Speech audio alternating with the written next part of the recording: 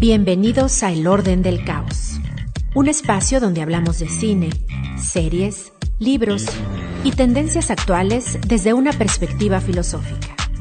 Un programa de la Facultad de Filosofía y Letras, conducido por Marco Sanz y Juan Diego Béjar.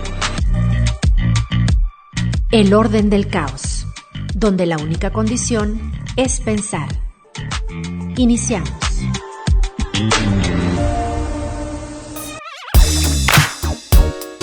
Sean bienvenidos a un nuevo episodio del Orden del Caos.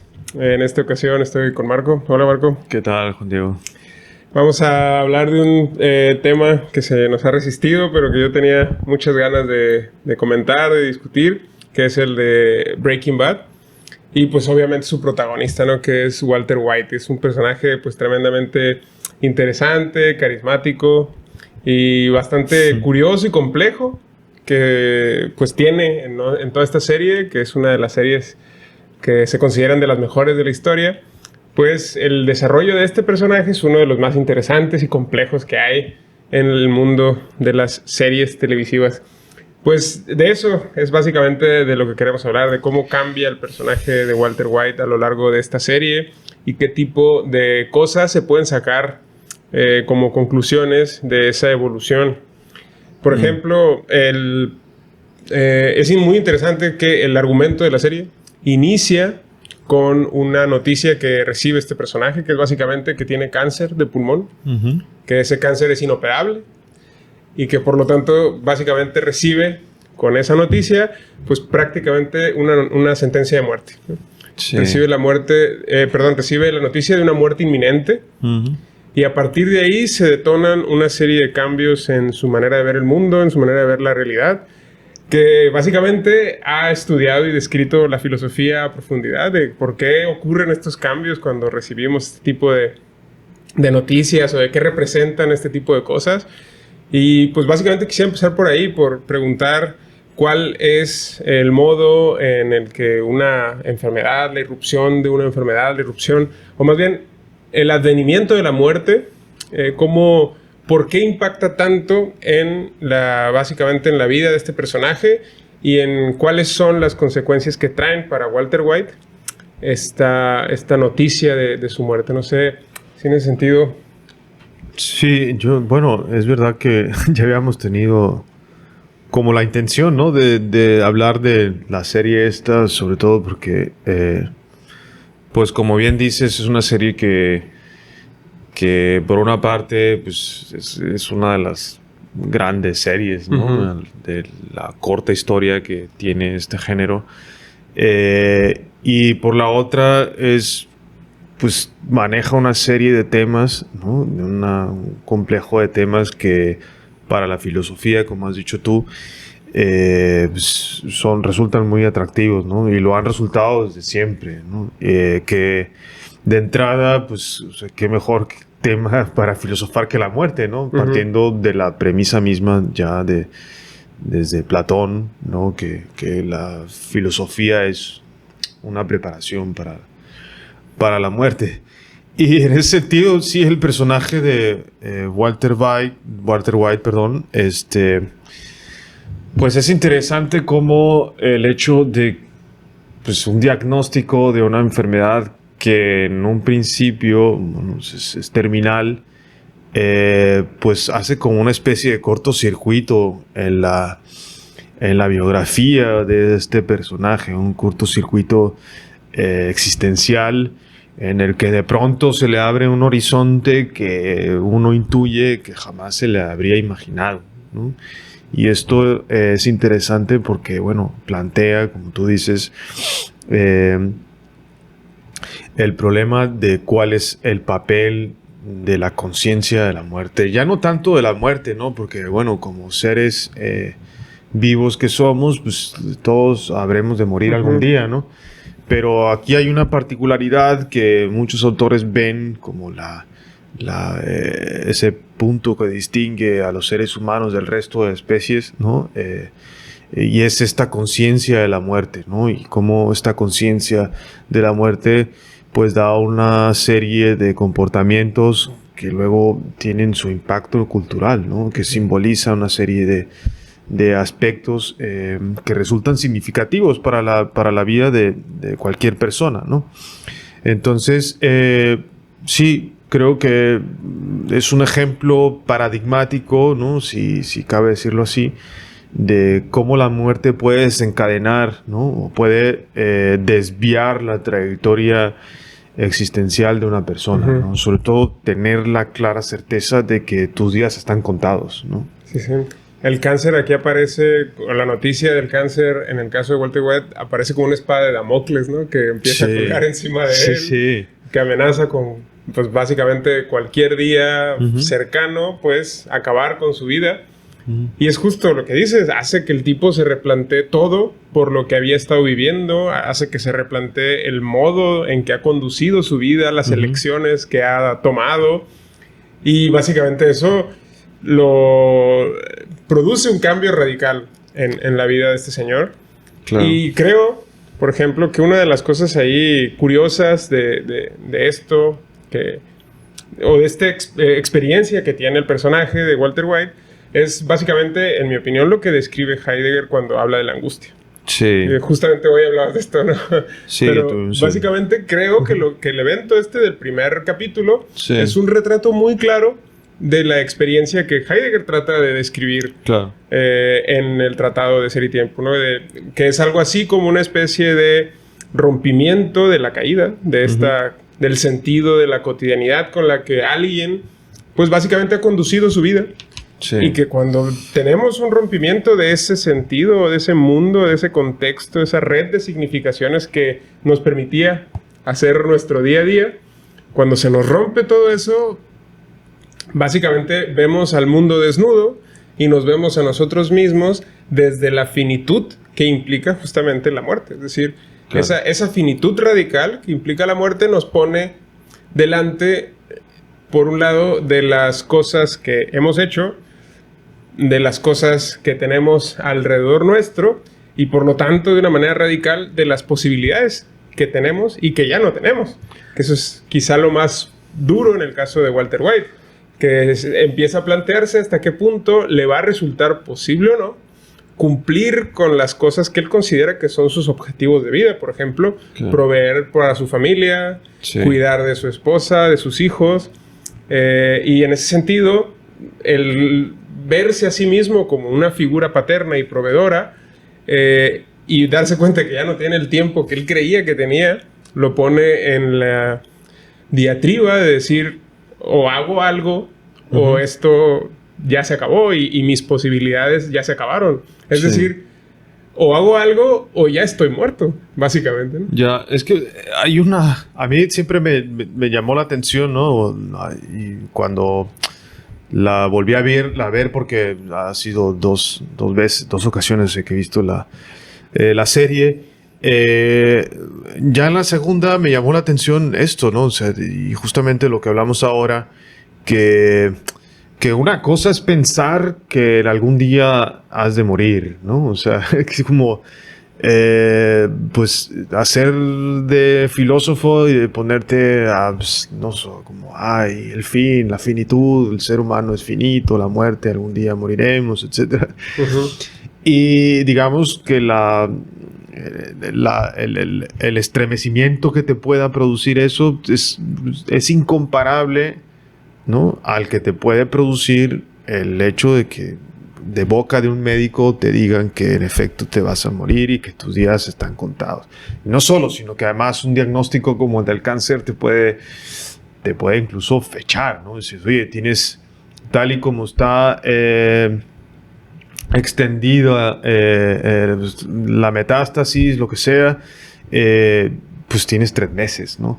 Entonces, como bien dices tú, una cosa, o sea, ¿no?, que queda muy claro en el personaje, ¿no? Una cosa es pensar en la muerte, ¿no? O sea, tener esta reflexión intelectual sobre la finitud del ser humano, cosa que es, digamos, la tarea del filósofo, al menos como se definía en cierto momento de la obra de Platón y consecuentemente en otros autores, de los cuales Heidegger es deudor, como tú bien lo has comentado también, Pero otra cosa muy distinta es pues, tener la certeza, ¿no? Y quién mejor como para ponerle fecha a esa sentencia de muerte con la cual todos nacemos, ¿no? Que un médico, que es como la figura que hoy más que nunca, hoy por hoy encarna la autoridad, ¿no? O sea, quién va a poner en duda, al menos que seas un escéptico de estos que luego hay, ¿no? Pero quién puede, o sea, quién se atrevería a poner en duda la autoridad de un médico, ¿no? Y sobre todo en una materia tan delicada como la vida, ¿no? Con cuánto tiempo te queda vida. Ahora bien, o sea, eso explica, en efecto, por qué, no, o sea, por qué Walter White no es un filósofo, ¿no? O sea, no está pensando en la muerte, ¿no? Es un sujeto al que le han puesto fecha de muerte y por lo tanto siente, ¿no? El estremecimiento, siente en carne propia esta finitud, ¿no? Y lo que Heidegger va a caracterizar, ¿no? Bajo este concepto de la angustia, ¿no? En la que, como tú bien decías, es como esa experiencia que nos recuerda que llegará un momento en el que no habrá más posibilidades, ¿no? Entonces, de ahí para atrás, entonces tengo el tiempo contado y por lo tanto yo valoro las cosas, ¿no? que me reportarían a mí o que me garantizarían a mí pues tener una calidad de vida, entre comillas, el tiempo que me resta, ¿no? Entonces por eso ahí la preocupación por proveer al hijo, por dejar más o menos a su familia con una herencia, una cierta solvencia económica y sobre todo, y creo que eso sería como el punto a discutir luego, es eso, ¿no? Sobre todo ese cambio, ¿no? O sea, no voy a proveer de la manera en la que los he estado haciendo como un profesor de instituto, ¿no? O sea, no. O sea, voy a irme a hacer aquellas cosas que me van a pues, ¿no? Va a constituir para mí una fuente de ingresos brutal, ¿no? Que es, pues, ya lo sabemos que es, ¿no? Exacto, sí. Básicamente es, si sigo como voy, ya estoy muerto. Claro, sí. Porque mi figura de proveedor, que es lo que estaría diciendo este señor Walter White, mi figura de proveedor, mi capacidad para proteger a mi familia, ya está perdida. Es decir, como me queda un año, mi familia, que es una esposa que está embarazada, un hijo que tiene una parálisis, y eso implica que si a él le quedaba un año de vida, es decir, el ser él un padre proveedor, por el hecho mismo de que solo tenía un año de vida y con la inercia que llevaba, eso era la parte que estaba muriendo, digamos. Eso es lo que en ese momento ha muerto en la noticia misma, digamos. El proyecto de vida que tenía Walter White de entenderse como el profesor que provee para su familia. Sí. En ese momento, cuando le dicen que tiene cáncer y que va a morir pronto, en ese momento ha muerto ese personaje de Walter White, o esa manera de verse a sí mismo. Sí. Y por lo tanto, al morir esa forma de verse a sí mismo y quedarse él otra vez, insisto, desnudo, sin ningún sentido vital, creo que se ve en la necesidad de producir un alter ego, que es justamente lo que empezamos a ver en toda la serie, que es el desarrollo de este alter ego y la irrupción, el nacimiento, el desarrollo y la irrupción de este personaje que luego adquirirá nombre más tarde en la serie, pero que es básicamente su alter ego criminal, básicamente, ¿no? Es decir, que dice él, pues bueno, como mi vida de Walter White ya no puede, ya no va a ocurrir, ya no va a continuar, entonces tengo que producirme otra vida. Y es donde empieza él a intentar pensar en la posibilidad de convertirse en un criminal, en producir metanfetaminas y en así lograr cumplir con el propósito que él mismo se había impuesto de proveer para su familia. Y pues en ese contexto aparece, creo, este alter ego criminal que luego recibirá el nombre que es de Heisenberg, el nombre que recibe dentro de la serie. Y ahí es donde creo que podemos detenernos un poco de qué representa esta nueva figura o esta nueva forma de entenderse a sí mismo. ¿Qué representa este Heisenberg ante la dicotomía o ante la noticia de la muerte que ha recibido Walter White. ¿Tú qué opinas de eso? Claro, es que me gusta la idea, tal y como lo has planteado, ¿no? Tal y como has dibujado eso, ¿no? Con el diagnóstico, lo que muere es Walter White, pero no el sujeto, o sea, no muere el individuo, ¿no? Porque si bien tiene los días contados, pues sigue estando vivo. Entonces, paradójicamente, ¿no? La conciencia de la muerte en este caso y en ese momento preciso de la vida de Walter White, la conciencia de la muerte es un renacimiento, ¿no? Y es paradójico, ¿no? Porque dices tú, bueno, ¿cómo es que la muerte supone o abre el camino para un renacer?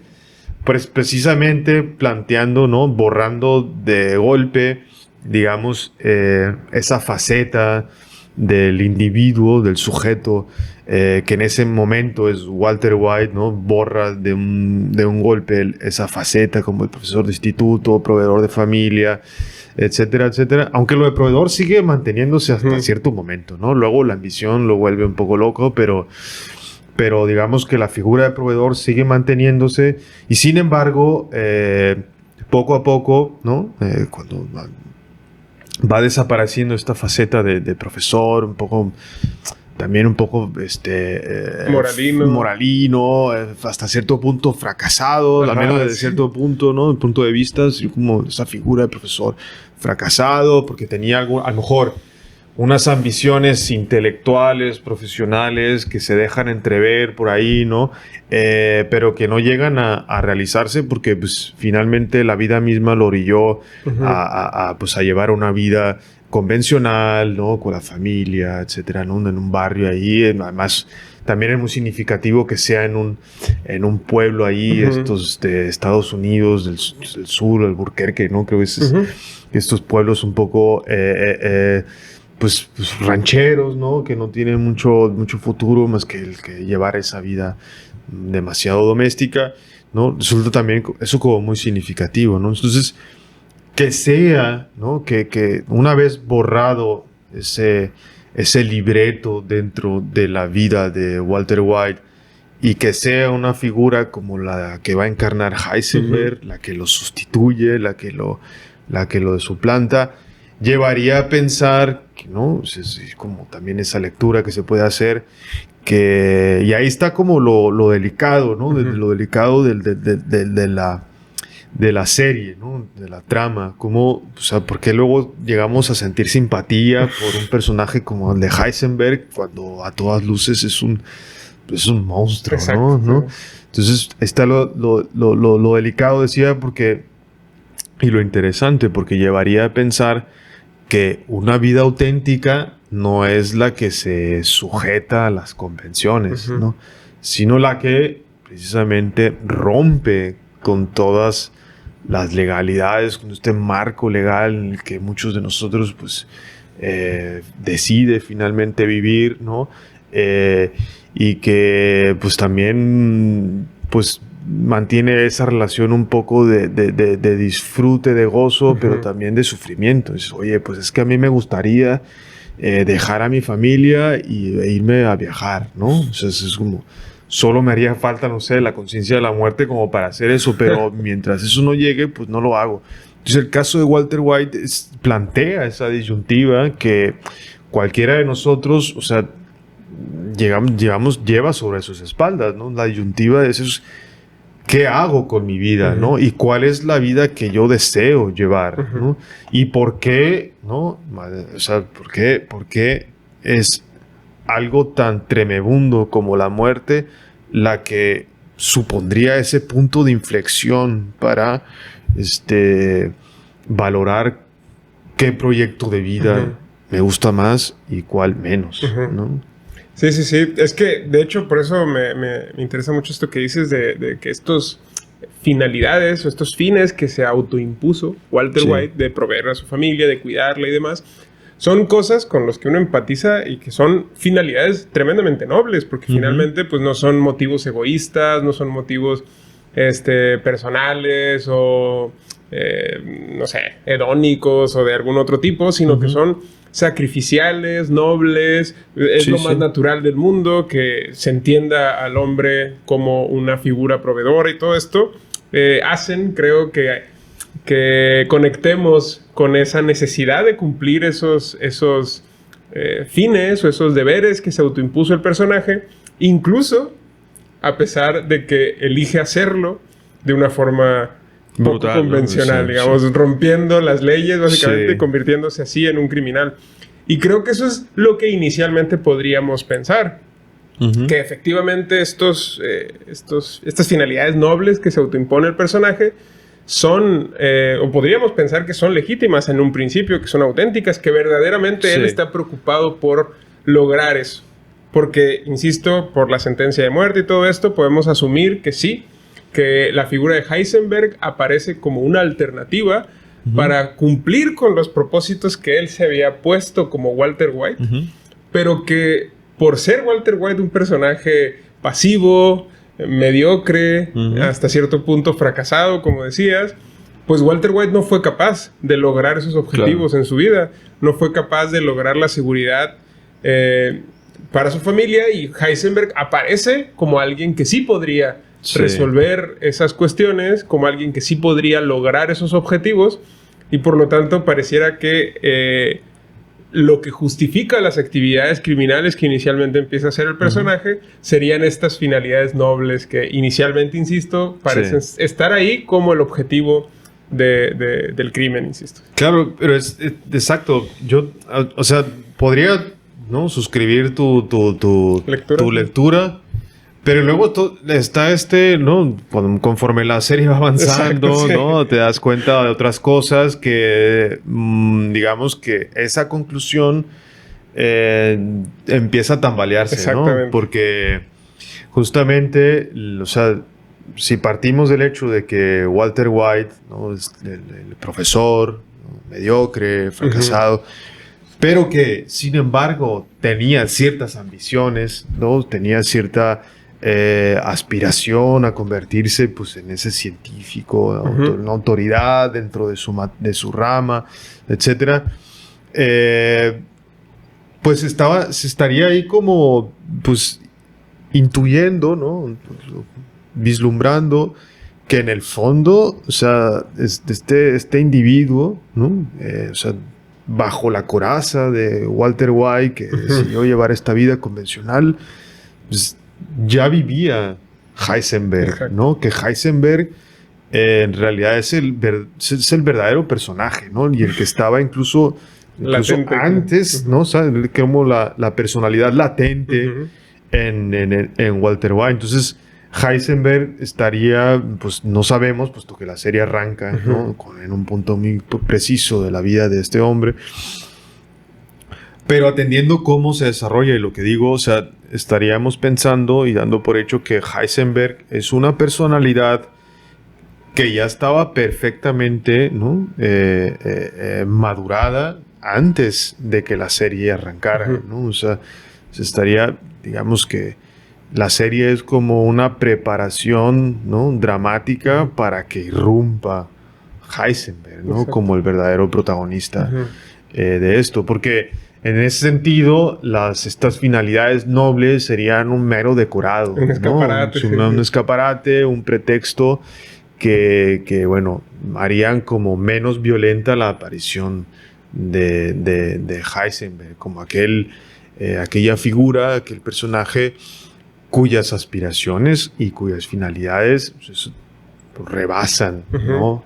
Y o sea, le pasan por encima a cualquier finalidad convencional, ¿no? Sí, claro, y de hecho es una retahíla que el personaje mismo repite cada rato, ¿no? De que, no, es que yo hago estas cosas por mi familia, ¿no? Sí. Como sobándose a sí mismo, diciendo, no, es que yo no soy tan malo, yo lo que pasa es que hago estas cosas porque necesito proveer. O sea, se configura esta careta de Walter White. Walter White se convierte en una careta para que, como dices, que irrumpa esta personalidad que es de Heisenberg, que ya no está viendo necesariamente solamente las finalidades de Walter White, que son las de proveer y todo esto, sino que ya busca placer, busca el poder, busca el éxito económico, Claro. Que los empieza a buscar ya por sí mismos, y en ese sentido empieza a desplazar cada vez más al personaje de Walter White, que ya queda reducido a una mera careta o a una mera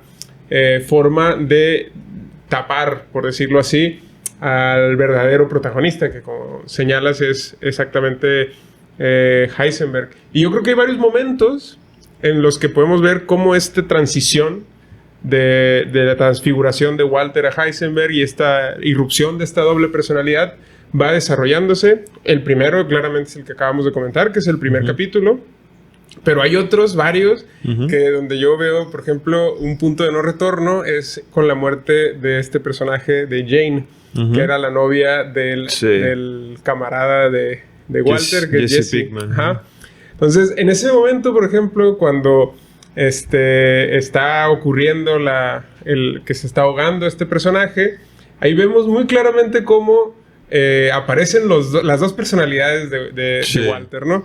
Por un lado, en un primer instinto, Walter, al ver que se está ahogando esta muchacha, reacciona de una manera como Walter White lo haría, que es querer ir a cuidar a esta persona, querer hacer lo que tiene que hacer, que es ayudarle y demás.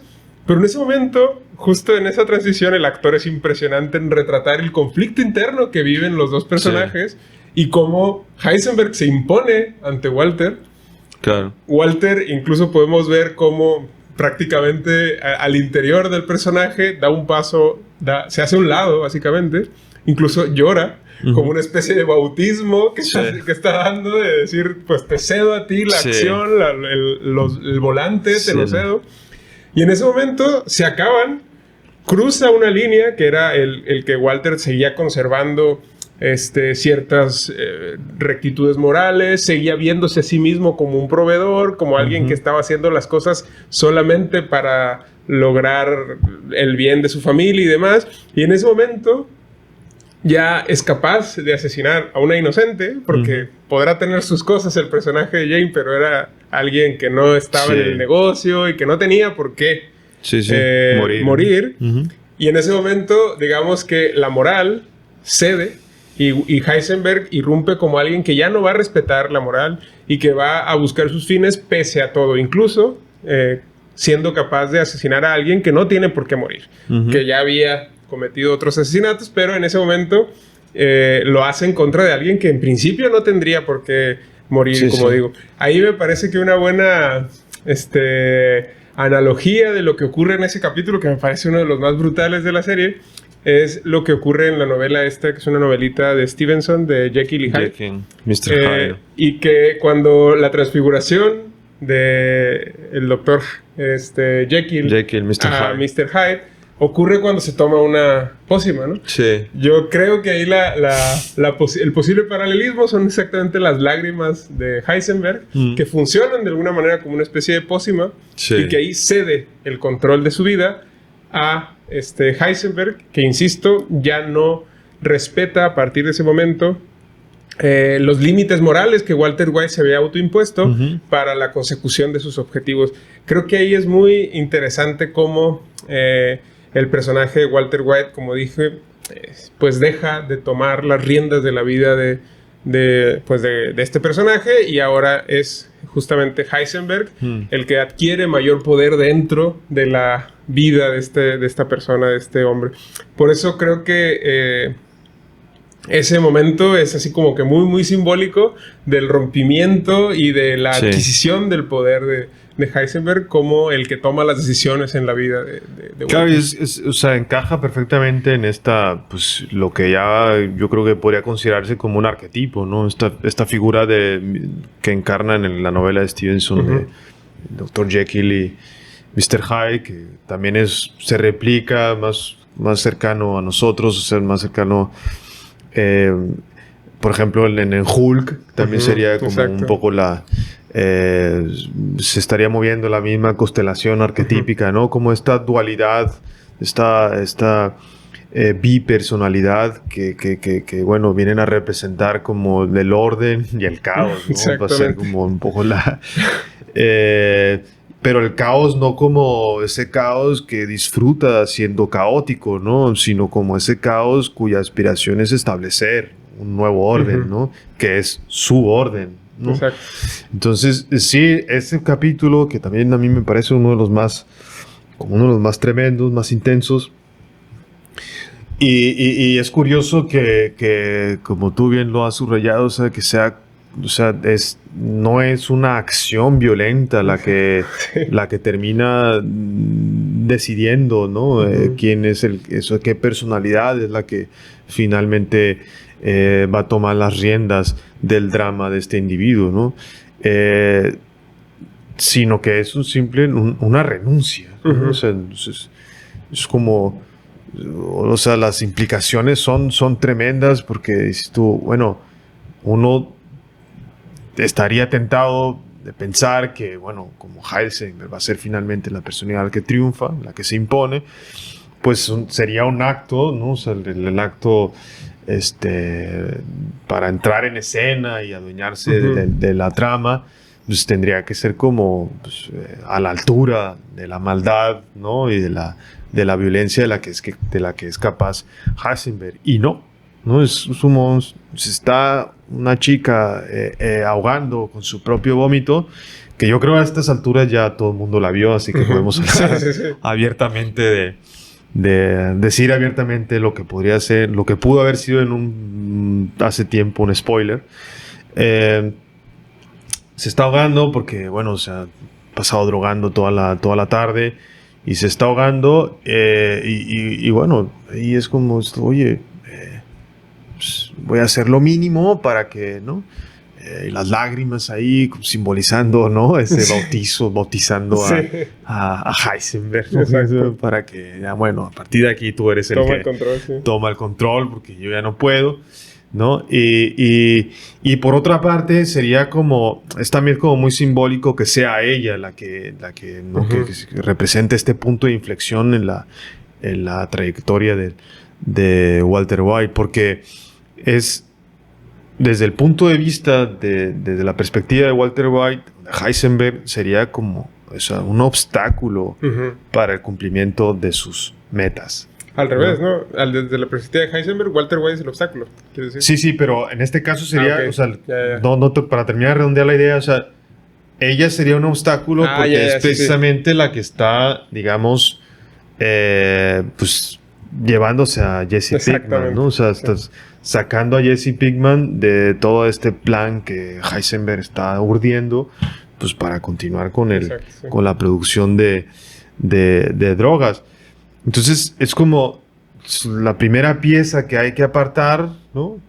Cueste lo que cueste, consecuencias las que sean, pero lo que aquí importa es mi plan, ¿no? O sea, el proyecto que yo he trazado, y como tú, pobrecita mía, estás estorbando, ¿no? Porque aquí mi partner no, pues está ahí un poco, ¿no? desorientado y anda queriendo dejar la chamba, pues, o sea, ahí te quedas, ¿no? Entonces, luego, pues sí, es curioso, ¿no? Que se elimina este personaje y, bueno, Jesse Pinkman ya como que, bueno, tras pasar un mal rato, pues se incorpora nuevamente al proyecto de Heisenberg, que ya, pues, es un Heisenberg, pues, ya maduro, ¿no? En el sentido, o sea, en el sentido dramático del término, o sea, ha madurado el personaje, y a partir de ahí, pues, lo vemos ya, pues,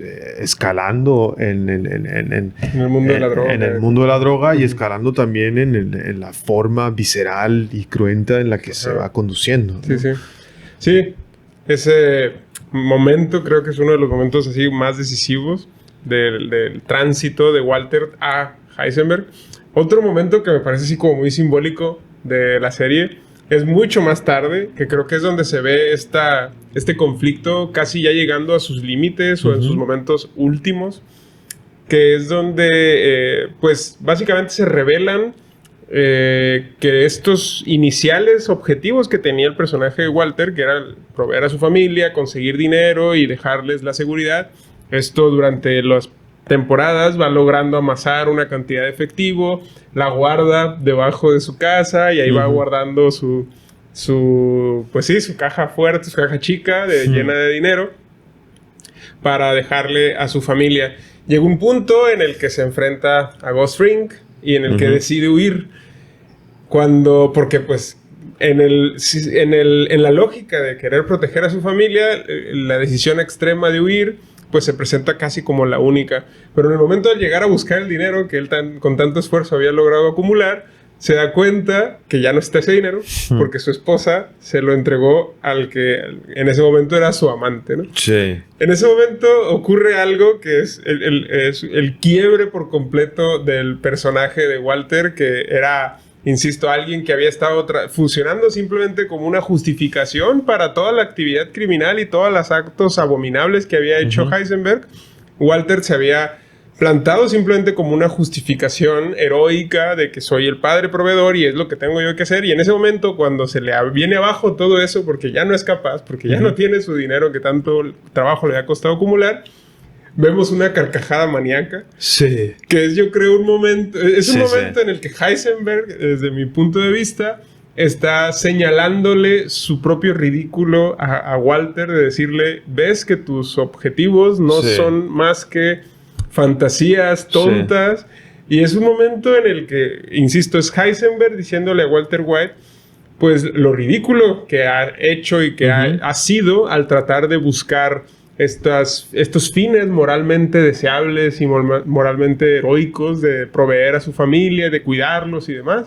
En ese momento, en esa risa maníaca, pareciera que igual Heisenberg le estuviera diciendo pues eso, todo lo ridículo y lo cómico que ha sido el esfuerzo y que su vida prácticamente, o su vida criminal prácticamente, no ha servido para nada. Y que, pues eso, se convierte la vida de Walter en una especie de chiste retorcido y bastante podrido, por decirlo así, en el que el único que termina riéndose en una risa bastante loca y maníaca, y es increíble la manera en la que cinematográficamente lo retratan. Pues es ahí Heisenberg, en mi opinión, el que está ahí disfrutando el absurdo, básicamente. Claro, se relaciona con lo que decíamos al principio, ¿no? Y que es como uno de los puntos atractivos de la serie, porque va a estar constantemente planteándolo una y otra vez. Y es algo de lo cual ya hablamos en otro programa, ¿no? Esta dualidad por lo que se refiere a la naturaleza humana, si es buena o mala, ¿no? Por esencia. Claro. Entonces, creo que esa escena pues estaría como planteando en efecto que esta fachada social en la que vivimos, ¿no? Es finalmente eso, una fachada, una especie de capa protectora que nos protege de lo que en el fondo somos, ¿no? Y somos, que en el fondo somos Heisenberg, ¿no? Que sería como este dilema, ¿no? Un poco delicado, porque es como, o sea, decía antes, como el punto atractivo, porque el hecho de que muchos de los espectadores nos sintamos pues, identificados con Heisenberg y nos molestemos cuando no le salen sus planes, ¿no? Y en ese caso, por ejemplo, o sea, por mucho que le pueda doler a uno que pues tu esposa te está engañando con otro, etcétera, pues le seguimos dando la razón a Heisenberg, ¿no? La serie consigue hacer eso, ¿no? Hacer que el espectador se identifique con la maldad.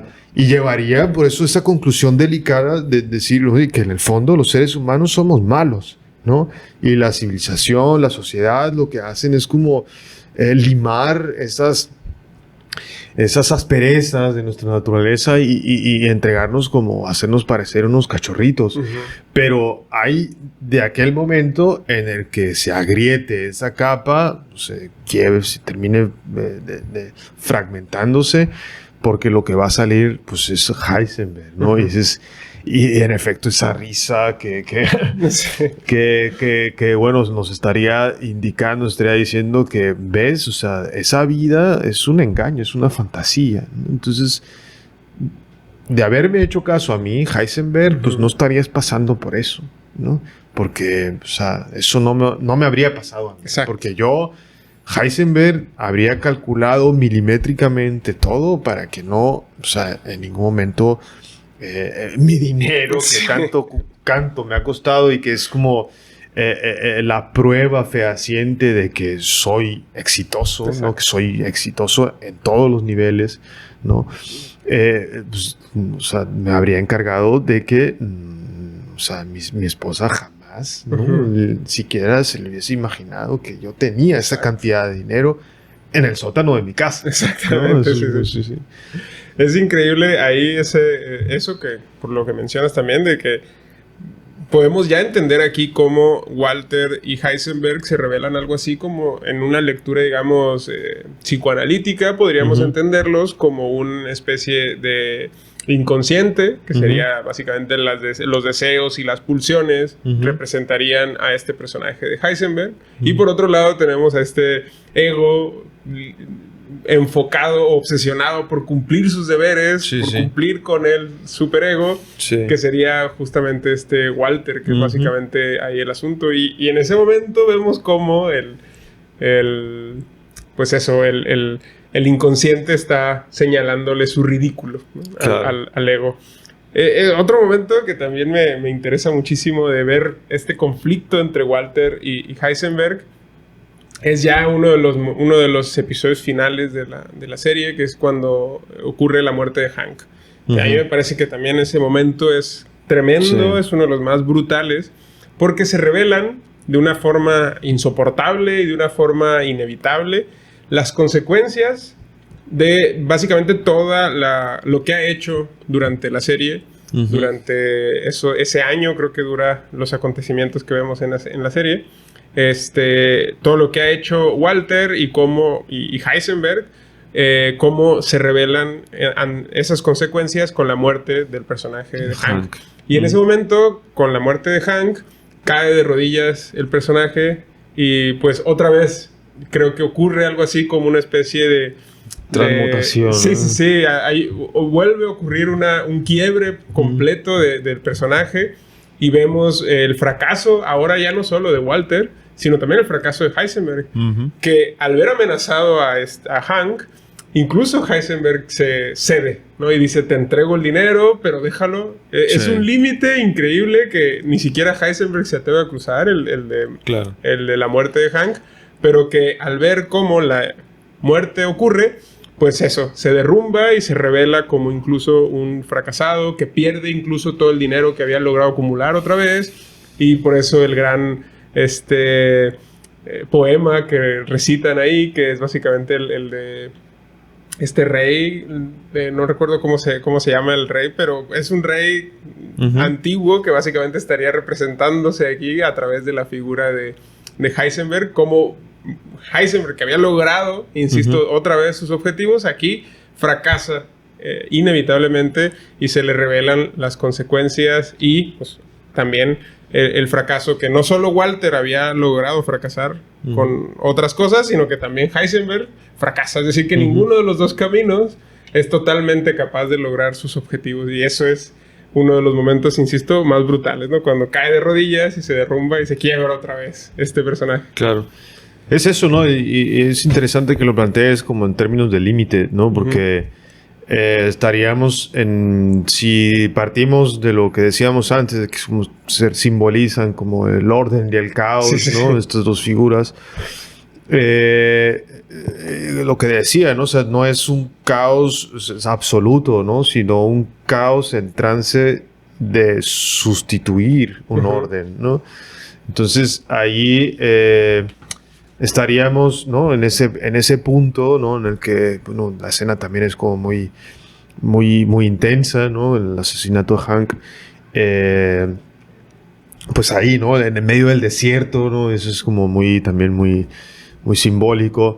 Eso es como el caos representado por Heisenberg.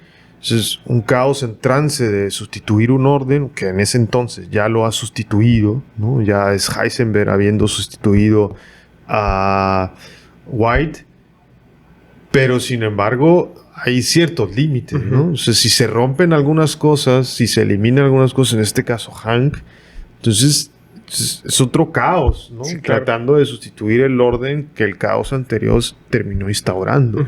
Entonces, pues sí, ante eso se arredra, se dice, oye, pues no, o sea, tú ganas, ten todo lo que yo he creado, ¿no? Pese al costo que haya sido, ten, pero por favor no acabes con el orden que yo he creado, ¿no? Claro. Porque entonces eso obligaría pues, a rearmarse y tratar como de, pues, hacer lo mismo que Heisenberg hizo con respecto a Walter White, ¿no? Justificar su existencia. Claro. Entonces es Heisenberg pasando por una crisis análoga a la que pasó White, ¿no? Exacto. Sí, sí, sí. Es increíble cómo, insisto ahí, cómo retratan bastante bien el enorme fracaso que se revela de todo lo que supuestamente había logrado Heisenberg, ¿no? Que era tener cierto control, incluso había logrado pues amasar esta fortuna y cuidarla y asegurarse ciertas cosas, y pues ahí se vuelve a fracasar este personaje. Y por último, creo que es interesante plantearnos esta coexistencia que ocurre en toda la serie, que es entre Walter y Heisenberg, que algunas veces uno toma el control y luego Heisenberg le quita el control por completo de la personalidad a Walter, y cómo este dilema nos podría llevar a pensar de que, y el que finalmente muere al final en la serie, ¿quién es? O sea, ¿quién es el personaje que al final pues eso, se sacrifica para salvar y para recomponer de alguna manera todo el desorden y el desastre que se ha logrado hacer ahí? No sé. Claro, pero el hecho, o sea, ahí, no sé, estaba como abierto porque al menos yo lo he pensado así, ¿no? Porque es para salvar en este caso a Jesse Pinkman, ¿no? Sí. Que es como... Bueno, y también para proteger a su esposa, porque sí, le dice pero claro, como la escena así, la última que es Jesse Pinkman, exacto, ¿no? Quedándonos simplemente con esa escena, ¿no? Ya dejando un poco de lado las consecuencias, ¿no? Me parece que pues que termina muriendo es Heisenberg, ¿no? O sea, que y no solamente, sino que con ese acto le da continuidad a su proyecto, ¿no? Porque o sea, ¿de qué forma ha de morir Heisenberg si no de la misma en la que ha vivido? Entonces, no hay manera que redimir a este personaje sino con el fuego, ¿no? Entonces, el hecho de que sea Pinkman, ¿no? O sea, su compañero y finalmente quien estuvo su brazo derecho en todo este proyecto de fabricación de drogas, o sea, no está salvando pues, a un inocente, ¿no? Claro. Está salvando a Pinkman, que también es una fichita, exacto, ¿no? O sea, no está salvando, sí, de acuerdo, a su esposa, sus hijas y tal, pero en el acto es a Pinkman, sí, claro, ¿no? Y quien está en la mente de Heisenberg es Pinkman, ¿no? Con lo tanto, es como la única forma de redimirse, si cabe decirlo así. Antes decía que no, pero bueno, finalmente lo podemos decir.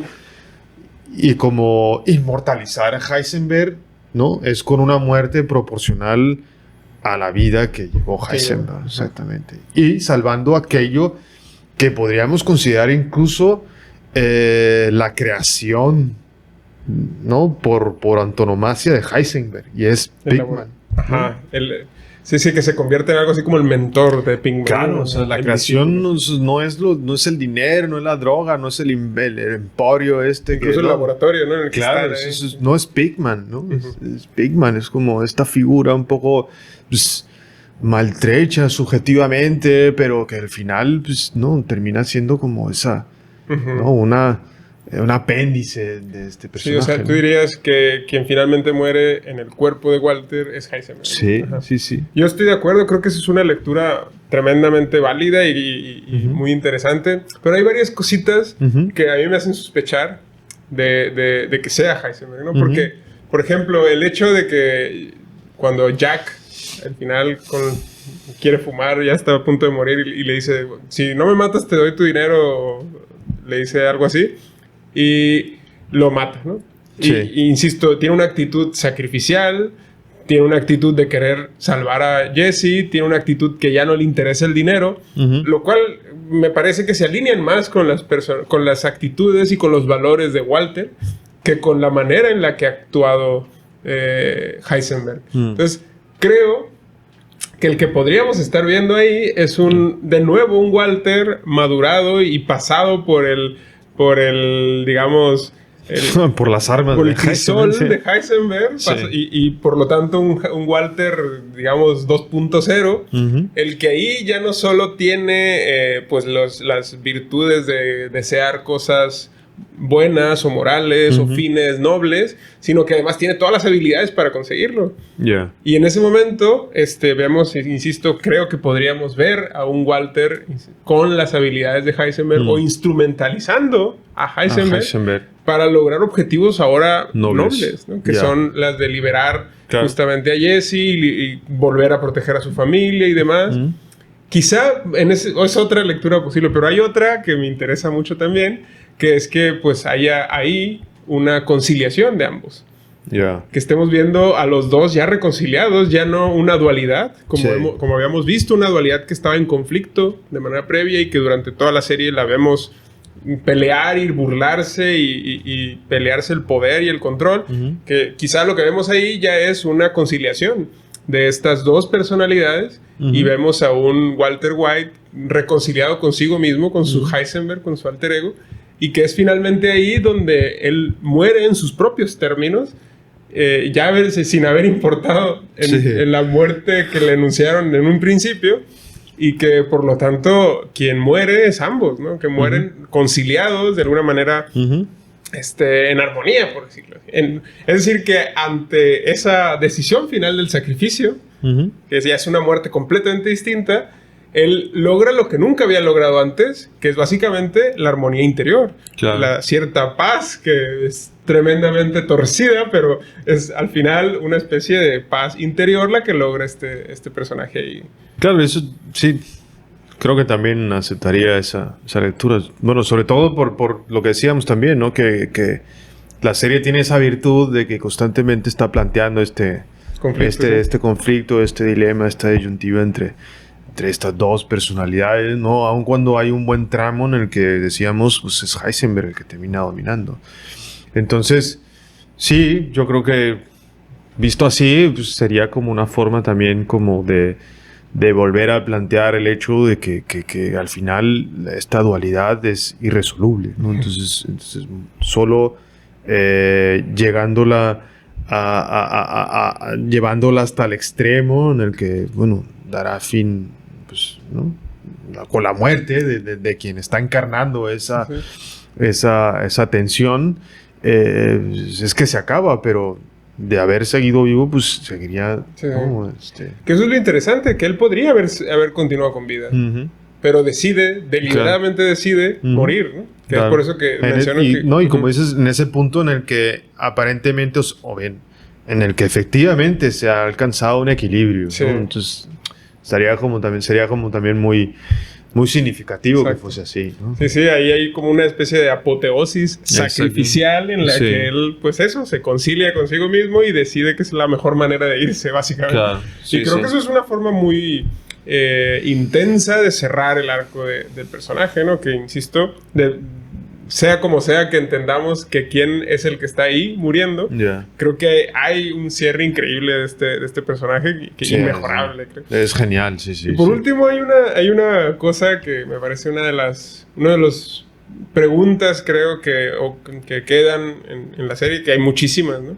Pero hay un evento que ocurre muy temprano, que es cuando él... lo operan a Walter y le dan los resultados de cómo fue la operación, de qué tal evolucionó y demás.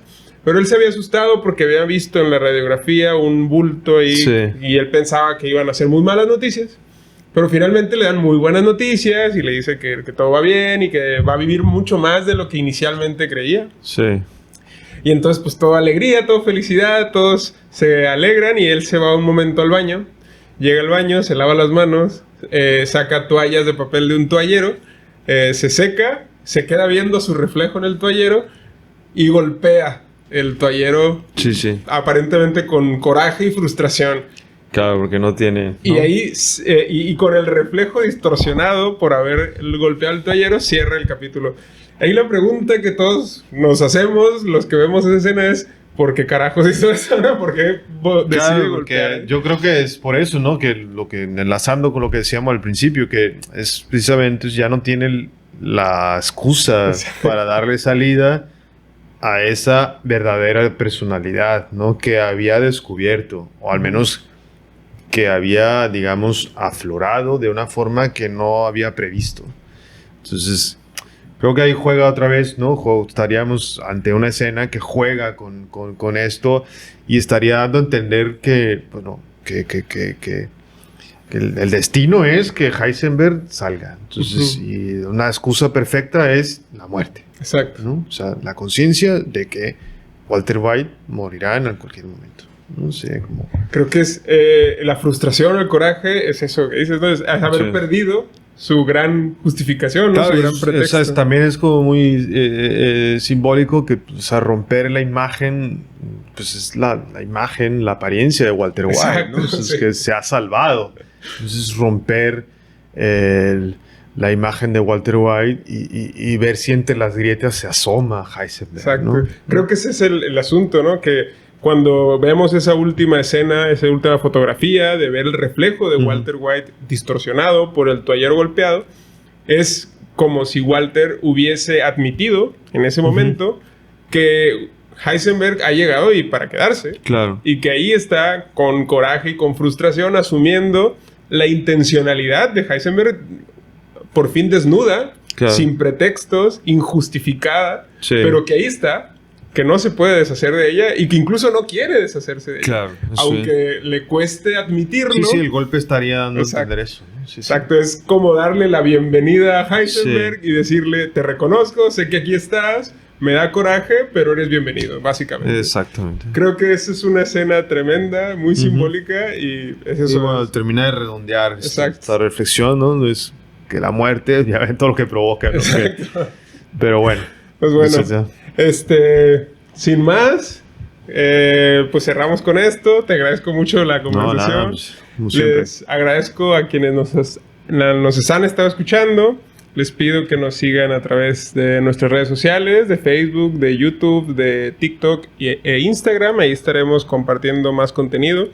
Esperemos que sea de su agrado y pues si quieren también sugerirnos cosas que les gustaría que escucháramos, pues nos vendría bien también tener ideas. Sí. Así que pues nada, gracias de nuevo. Muchas gracias, nos vemos y a la próxima. En un próximo episodio. Chao.